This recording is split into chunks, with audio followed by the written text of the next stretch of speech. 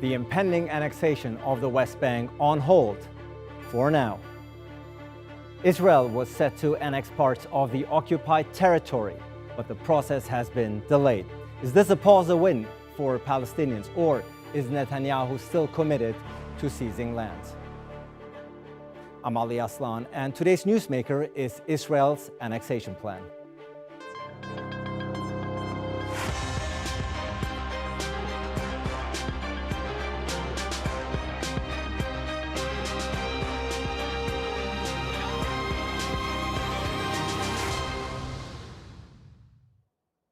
The West Bank is at the heart of Palestinian hopes for a future state. So, when Israel announced it was going to annex parts of it, there was fear and anger. The UN condemned the decision, saying it would violate international law. But with the blessing and backing of the Trump administration, Israel's Prime Minister was adamant he was going ahead. However, the target date has come and gone without any action. A rift in the governing coalition apparently put a spanner in the works. But is this just delaying the inevitable? And is there anything the Palestinians can do to stop it? Natalie Pahonen reports.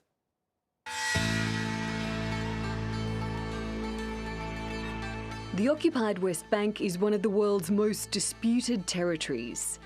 The land is carved into pockets. Both Palestinians and Israelis live here. The international community largely considers the territory occupied and labels the Israeli settlements there as illegal. But in January, US President Donald Trump's administration revealed a conceptual map for this area as part of its Middle East peace plan.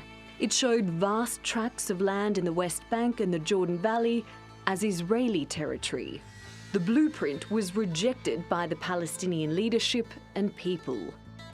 But it set the stage for Israeli Prime Minister Benjamin Netanyahu to progress his plans to annex Jewish settlements in the West Bank.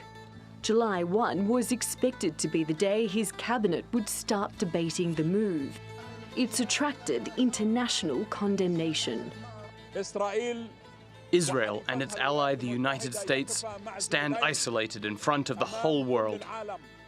If implemented, annexation would constitute the most serious violation of international law, grievously harm the prospect of a two-state solution, and undercut the possibilities of a renewal of negotiations. There's domestic political pressure as well. The alternate Prime Minister, Benny Gantz, says tackling the coronavirus crisis has to be Israel's first priority. So for now, talks of annexation are on hold. But the plan hasn't gone away. Netanyahu says he's still discussing it with US representatives. עם אבי ברקוביץ' והשגריר פרידמן ואנשי משלחתם דיברתי על שאלת הריבונות שאנחנו עובדים עליה בימים אלה ונמשיך לעבוד עליה בימים הקרובים. It's estimated about 450,000 Jewish settlers live in the occupied West Bank and up to 3 million Palestinians. Israel has occupied this territory since the 1967 war. Following the Oslo Accords in the 1990s, it was divided into 3 areas: A, B and C. Area A is under Palestinian control. Area B is under combined Palestinian and Israeli control, and Area C is under Israeli control. As part of those accords, Area C was meant to eventually be transferred to the Palestinians, but that hasn't happened. The Jordan Valley is at the heart of the Israeli government's plans. The full details haven't been publicly revealed. That's made everyday life that much harder for those who call this land home. We frequently hear about the decisions on annexation and that the occupation will carry it out soon. This affects our psychological well-being and the children's well-being. Therefore, we are fearful of this annexation project and do not know what will happen soon. The atmosphere of uncertainty over the future of the West Bank is growing. There are no easy solutions. But could the annexation plan widen the political divide further than ever before? Natalie Pahonen, The Newsmakers. Joining me now in Ramallah in the occupied West Bank is Nour Odeh. She's a former spokeswoman for the Palestinian Authority. In Tel Aviv, we have Haaretz journalist Gideon Levy, and also in Tel Aviv is international human rights lawyer Arsen Ostrovsky. Welcome to you all. Arsen, obviously the move declared and announced on the part of the Netanyahu administration to annex the West Bank has been put on hold. Is this a cancellation or simply a postponement?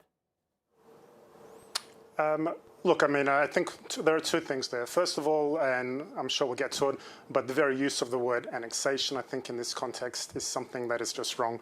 In this case, it is an application of Israeli sovereignty. Annexation is a definitive concept in international law, which means that one state forcibly taking territory of another state. This is not what happened here. In 1967, Israel was forced to fight in a defensive war to reunite the territory that you call the West Bank, and we call Judea and Samaria, one. And two, the second point, this is crucial, that Israel is not taking anyone's territory. In 1967, there was no state of Palestine, and indeed, under international law today, there is no such entity either, despite what the Palestinian Authority might say. Well, the international community, as you know, the International Court of Justice, the UN, the EU, they would all beg to differ. They were calling the announced annexation as a violation of international law and illegal. They're all wrong? Look, they can say that the Earth is flat. That will make it true. Look, yeah, but we're not dealing in astronomy and astrology here. At the end of the day, these are internationally recognized international bodies, no? Look, you're talking about the UN Human Rights Council, for example, okay? This is the same UN Human Rights Council that just elected Venezuela to their commission, that has never condemned Russia or China, and it certainly has never spoken out against the Palestinian Authority or the Hamas. Never. You're talking about the EU, which has singled out Israel, but again, has said nothing of Palestinian Authority payments to terrorists or the incitement. So we need to put that in, certainly in context. So what you're saying is they lack legitimacy. Is that what you're saying? I'm saying that some of these allegations that we are hearing most certainly lack legitimacy. What also they lack, and this is important, is that they deny the Jewish people's very inextricable connection to this land. And this is connection born not only in historical rights, but also legal rights in and of itself, going back to 100 years ago now, not just the Balfour Declaration of 1917, the San Remo Resolution of 1920, the mandate for Palestine, even the very UN Charter itself under Article 80 refers to rights that states retain from previous administrations. So at the end of the day, this is not annexation, this is application of sovereignty or extension of Israeli law to territory that has never been that of Palestine's, but to which Israel has a very legitimate but historical and legal claim to. And we'll see if Nour Odeh, I would assume, would not necessarily agree with that claim. Nour, what do you make of the stallment, the fact that the plans have now been at least put on hold? What do you make of that? Well, look, annexation has been happening in increments since the beginning of occupation in 1967. This was the intention all along. The colonial project Israel has maintained and expanded at the expense of Palestinian rights and land in the occupied West Bank, in East Jerusalem, in the Gaza Strip, it was all leading to this moment. And so a postponement, a watering down of the announcement, a phasing out of the implementation, all of those are options available to kind of dodge the bullet of international condemnation. But the fact remains, this is annexation of occupied territory as recognized by the entire world except Israel and now Trump and company. And it is a grave violation of the Palestinian people's inalienable rights to freedom and independence. The fact that this can be packaged and resold in so many ways, as we've heard from your guest, doesn't change where the world stands on this and where the facts are.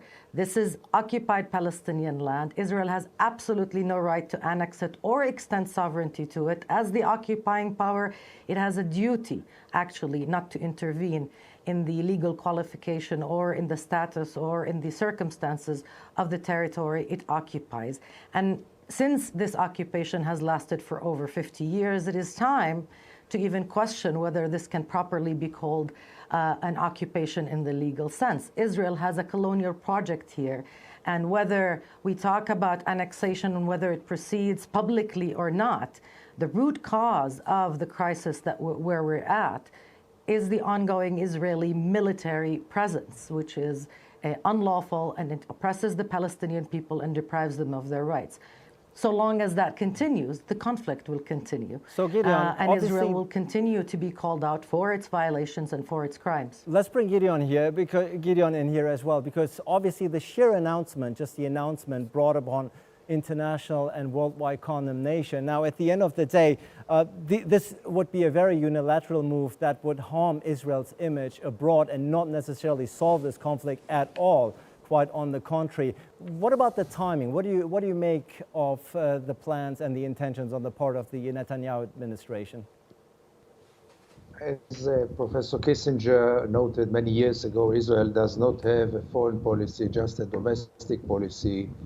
It's all about domestic politics, and obviously this window of opportunities when a person like Donald Trump is in the White House, hopefully for a very short time. But by the end of the day, the annexation wasn't declared today, will be maybe declared in the coming days, and will change very little. Because the annexation started 53 years ago, never stopped, and those who fear now that the annexation will kill the two-state solution, to those have news. The two-state solution was killed by Israel a long time ago. Apartheid was declared long time ago. Now we only are facing the legal declaration of the apartheid. And this might have also some good sides, because nobody will be able to continue with this common lie or illusion that the occupation is temporary. No, the occupation never meant to be temporary, and it's going to stay. And once it is declared as an apartheid system, it's really about the world to decide. Are you ready to accept the second apartheid state in history, or are you going to use the very same methods that you used toward the first apartheid state? But nobody could seriously claim anymore that this is not apartheid. If you annexate a territory and don't give equal civil rights to all its inhabitants, this walks like apartheid, it looks like apartheid, and it is apartheid. But formalizing it would, in a way, approving of the condemnation, worldwide condemnation, and the breach of international law, doesn't it? Wouldn't it send the wrong signal? You know, Israel got used to all those condemnations. It's not much more than a hollow lip service. In the first years of occupation, Israel really took them seriously. But now Israel learned to know that this has no effect whatsoever. As long as the world does not take measures, practical measures, Israel can continue to do whatever it wants, because those hollow condemnation has no meaning. Look at the world vis-a-vis another annexation, Crimea. After 70 days, there were already sanctions, 17 days. And now 53 years and nobody even mentions sanctions against this very same system of annexating a territory which is, by the end of the day, a stolen territory.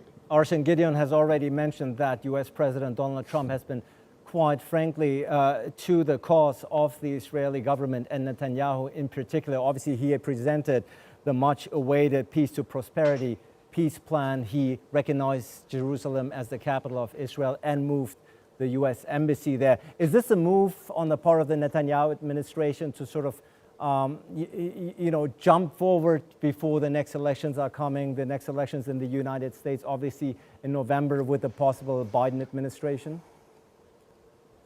Look, first of all, I think Gideon made a lot of allegations, and if I was to sit here and rebut every one of them, I think you'd need a much longer program, much longer time. So I won't go into every single allegation he made, because there's just no time for that. And to be honest, they don't don't justify the dignity. In response to your specific question, we have to, I think, remember two things. There's certainly the fact that the upcoming US election will play a factor into it, and there is a US administration that is, for the very first time, provided and shown a pragmatic approach to the Israeli-Palestinian conflict, as shown in the vision of for peace that was issued in January. That for the first time, it's actually said that if the Palestinians want a path to peace and independence, there is also obligations upon them, which is the paradigm shift that had previously not applied, when it was simply assumed that all the obligations and requirements fall solely on Israel. It is as if Israel was just to revert to the 67 so-called borders, woof, magically there will be peace. That is not the case. So for the very first time, this plan gives a realistic path to peace for the Palestinians, and it also places very fair obligations upon them. The other aspect we have to remember is that this has been a campaign promise of the Israeli Prime Minister Netanyahu for some time now, both practically and ideologically. The alternative Prime Minister, Benny Gantz, has also endorsed the plan of President Trump, which, by the way, we also need to recall that the Palestinians were invited repeatedly for their input to this plan, to participate, to express their concerns, but they said no flat out from the beginning, and they said no again immediately once the plan was put forward. The only constant here, and the only constant throughout the years of this conflict, is Palestinian rejectionism. Let's give Nour a chance to respond here. There's a lot to unpack here. Let's give Nour a chance to respond. Well, I mean, these are the talking points that we've heard for 5 decades. But let me just say something about this so-called US plan, which is a plan to formalize colonization, to normalize acquisition of territory, to normalize illegal actions. And that's why not just the Palestinians, but just about every self-respecting state in the world had severe reservations and voiced opposition to this plan. This plan had nothing to do with a path to peace or prosperity. It did require Palestinians to do one thing, to adopt the Israeli colonial narrative, to deny their own connection and their own inalienable rights, which are recognized by the entire world, and to submit to Israeli subjugation, submit to Israeli condition, prove their worthiness of being provided with limited self-rule. So yes, of course, the Palestinians did not accept, nobody would accept such a humiliating and unacceptable offer. It wasn't an offer to the Palestinians. Donald Trump and his administration negotiated with the Israelis on this. They didn't talk to us. We were invited so that we can just accept the blueprint for Donald Trump's re-election and Netanyahu's re-election. And so at the end of the day, that plan will be buried along with many other plans that came along the way and did not meet the minimum requirement. Let me remind the viewers so that we are back to, the context of reality and facts. The two-state formula is the international formula. It provides Palestinians with 22% of historical Palestine, not half, not a third, 22%. That is the largest, most historic compromise that the Palestinian people offered. To ask them to surrender that as well and do with whatever is given to them is simply hypocritical. And it also exposes the kind of racism and condescending tone and attitude Gideon, that this alliance of ideological right-wing leaders have towards Palestinian rights. Let's bring in Gideon here for a second, because indeed, if the Netanyahu administration were to follow through with this plan, it would de facto mean the end of the two-state solution, wouldn't it? There's not much of an independent and sovereign state for the Palestinians to live in. It goes without saying. I would just add that the two-state solution died long time ago. This is just the declaration of the death, or the funeral, if you want, because with almost 700,000 Jewish settlers, including East Jerusalem, there is no room for a Palestinian state. The settlers warn, we have to realize it. Nobody in Israel is going to evacuate 700,000 people, and without their evacuation, there is no viable Palestinian state. And we should draw the conclusions and the consequences and start toward the next phase, namely to change the discourse and to start to be relevant and to talk about equal rights, nothing but equal rights. And let's Israel say no to equal rights, and then, Israel admits it. It is an apartheid state, and the story is as crystal clear as it can be. So the Palestinian state, according to you, is no longer realistic? Unfortunately not. Go to the West Bank and look at it. You can have Bentustans there. You can have a caricature or a joke of a state, a viable state like any other state in the world, as the Palestinians do deserve. Obviously, they deserve it. A viable state cannot be established in those circumstances. Arsen, I'm asking Arsen Ostrovsky, not so much the Israeli citizen, but the human rights lawyer here. Obviously, it's a field that you have excelled in. What's there left then for the Palestinian people? Don't they deserve a state? Don't you see them flourish within a two-state solution? Look, if the two-state solution died, it died with 15,000 Hamas rockets. It died with every dollar that the Palestinian Authority, instead of spending on the welfare and health of their own people, paid for the salaries of terrorists and murderers of Jews. If the two-state solution died, it died with them. At the end of the day, I'm still optimistic. I'm hopeful that the Palestinian people can receive the independence and hope of a better future that they truly deserve. But at the end of the day, the ones that are holding them back is their leadership, both the Hamas in Gaza and the Palestinian Authority. Peace will come when the Palestinian Authority agrees to Israel's right to exist as a very Jewish state. Until the tunnels are finished, until the rockets stop firing, until there are no more stabbings, and until the Palestinian Authority understand that only once they stop paying hundreds of millions of dollars in salaries to terrorists and murderers, then we will have peace. Then we will have something to talk about. But at the end of the day, Palestinians, regrettably, as Abu Ban, I was saying, the former Israeli diplomat once said, never miss an opportunity to miss an opportunity. And that goes to the very root of this conflict, that the Palestinian people have been denied the very positive, the future, the hope by the very leadership that is focused more on trying to attack and delegitimize Israel. Nour, how do you respond to those accusations that the Palestinians have missed historic opportunities here and are themselves to be blamed? Well, look, first of all, our right to self-determination is absolute. It's non-negotiable. It was never on the table. And that right we will exercise in one way or another. The accusation that we missed the opportunities, again, goes back to this racist mentality, colonialist mentality, that the only way that Palestinians are acceptable is if they accept the narrative and the dictation of their occupier and colonizer. And that's why we're never good enough. And that's why we're blamed. And that's why the Palestinians in the Israeli narrative, in the ruling Israeli mentality, need to constantly prove themselves worthy of some rights, but not all rights, of course. They need to be on constant probation. That's not how the world works, and that's not what peoples who respect and honor their basic rights behave. The Palestinian demand for self-determination, for freedom, for independence is not just a demand made by the Palestinian leadership. This is an overwhelming position by the entirety of the Palestinian people, not just the ones living under the knee of Israeli occupation, but those living around the world and denied their basic right to return.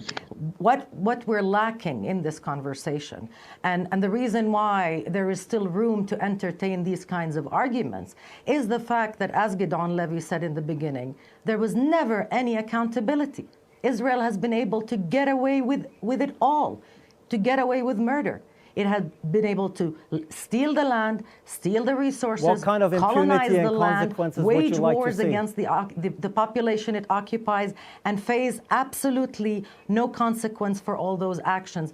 If we see accountability measures, then there would be hope for some sort of change. But so long as that is not there, I think the situation looks extremely grim. Gideon, 30 seconds until we have to wrap it up. What kind of hope, what gives you hope at the end of the day? It's quite a dismal situation, even listening to Nour and Arsen here. Very little common ground here. What gives you hope nonetheless?